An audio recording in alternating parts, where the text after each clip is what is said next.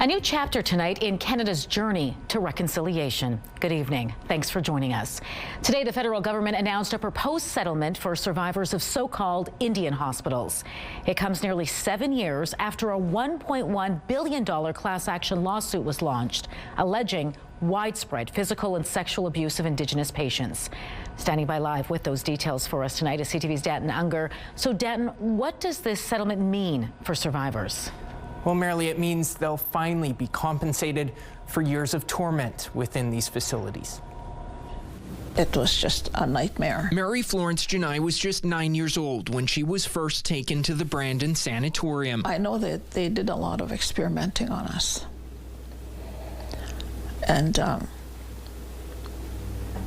they damaged a lot of us. The Rolling River First Nation woman says the 2 years she spent in hospital left her with emotional and physical scars. It's very painful, a lot of loneliness. Here at Brandon Sanatorium. Between 1936 and 1981, the federal government ran 33 of these so-called Indian hospitals across the country, including 6 here in Manitoba. The hospitals were run by the federal government in a kind of similar vein as the residential schools. University of Winnipeg professor Mary Jane McCallum has studied these facilities for more than a decade. The goal really is assimilation and undermining of Indigenous authority and Indigenous sovereignty. Soon Janai, along with an estimated 126,000 other survivors, could receive compensation.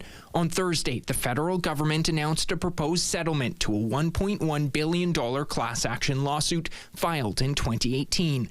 This would give $10,000 to anyone who attended these facilities and up to $200,000 for survivors who suffered abuse or other harms. Another $535.5 million would go towards supports, including a healing fund, research and education, and historical preservation. This is a way for Canada to live up to its past. Indigenous Relations Minister Gary Nandasangri tells CTV News this settlement is just a starting point. We're hopeful that this will allow us to start a new chapter on our journey of reconciliation. For survivors like Janai, this settlement is a step in the right direction. This story needs to be told. Now, when compensation will begin to flow depends on the settlement. Minister Ananda Sangri says the settlement still requires court approval, with a hearing set for June. Dan, what about the survivors of these hospitals who have since passed away? Will there be any compensation for their families? Yes, there will, Marilee. The minister says family members of survivors who passed away before 2016 are eligible for the compensation. He adds the federal government wants to move as quickly as possible with the settlement, as many survivors are now in their 60s, 70s, and 80s.